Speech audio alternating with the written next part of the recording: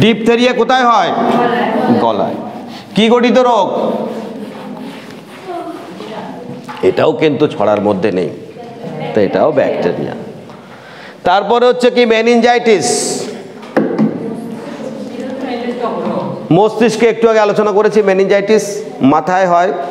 Meningitis রোগটা আবার একটা বিরল প্রকৃতির রোগ, এটা ব্যাকটেরিয়াও থাকে ভাইরাসও থাকে, দোনো থাকে। নেক্সট পায়রিয়া, দাঁত ও মাড়িতে। দাঁত ও মাড়িতে দেখবে আস্তে আস্তে দাঁতগুলো জেগে ওঠে, মাড়িতে আস্তে আস্তে বিপন্ন হয়ে যায়।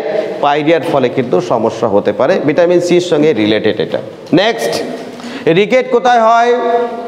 হাড়ে, অস্থি। অস্থিতে দেখা যাচ্ছে ক্যালসিয়াম অভাব হলে বাচ্চাদের আস্তে আস্তে এই রোগটা হতে পারে। নেক্সট একজিমা কোথাকার রোগ? চর্ম। যক্ষা কোথাকার রোগ? ফুসফুস। দেখো যক্ষাটাকে আমরা বলি রাজরোগ। এই যক্ষাটা খুব খতরনাক রোগ ছিল আগে। বলছে এই রোগের ফলে প্রচুর মানুষ মারা যেত। কিন্তু এই রোগটা শুধু তোমাদের ফুসফুসে হয় তা না, তবে ফুসফুসে 80% হয়। কারণ সবচেয়ে বেশি যক্ষা রোগের জীবাণুর নাম কি? হ্যাঁ, মাইকোব্যাকটেরিয়াম টিউবারকুলোসিস। বলছে এই টিউবারকুলোসিস হয় মাইকোব্যাকটেরিয়ামের মাধ্যমে। এটা একটা ব্যাকটেরিয়া গঠিত রোগ। আর এই ব্যাকটেরিয়া গঠিত রোগের কিন্তু কোনো সমস্যার সমাধান আগে ছিল না, এখন হয়ে গেছে।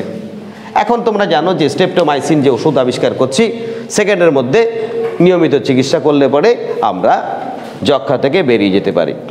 আচ্ছা, আর্থারাইটিস কোথায় হয়? অস্থিতে। রিউম্যাটিজম কোথায়? অস্থি সন্ধি। টাইফয়েড কোথায় হয়? আচ্ছা বলো তো, টাইফয়েড রোগটি কিভাবে ছড়ায়? টাইফয়েড রোগটি কিভাবে ছড়ায়? ভেরি গুড, জলের মাধ্যমে। কে বললো? গুড।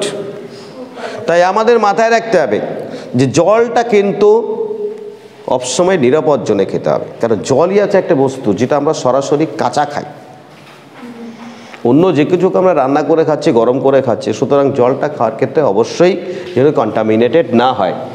আচ্ছা, তারপর হচ্ছে এইডস। এই এইডস কিন্তু বিভিন্নভাবে হতে পারে।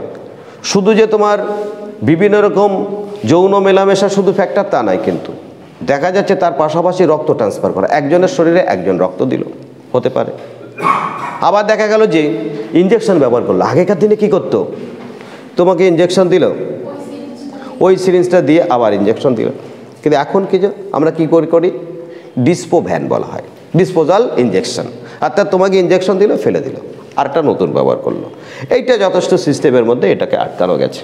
নেক্সট, তারপরে কোথায় গেলাম? চক্ষু গ্লুকোমা অলরেডি আলোচনা করেছি। আচ্ছা, গ্যাস্ট্রাইটিস পাকস্থলিতে অবশ্যই, গ্যাস্ট্রাইটিসটা ভেরি ভেরি ইম্পর্টেন্ট। আচ্ছা, ওটাইটিস কর্ণতে ভেরি ভেরি ইম্পর্টেন্ট। টনসিলাইটিস টনসিলে আলোচনা করেছি। স্কারবি কোথায়? মাড়িতে আলোচনা করেছি। অ্যালজাইমার্স কোথায় হয়? ব্রেনে। সাধারণত বয়স্ক লোকদের অ্যালজাইমার্সটা হয়, স্মৃতিভ্রম হয়ে যায়, মনে রাখতে পারে না। ঠিক আছে। আর সেতি, ওটা ভালো করে লিখে নাও, ওটা সেতি হচ্ছে চরম নয়, চর্ম, অর্থাৎ চর্ম হতে পারে। আচ্ছা, বন্ধ করে দাও। তাহলে আমরা কি বুঝলাম?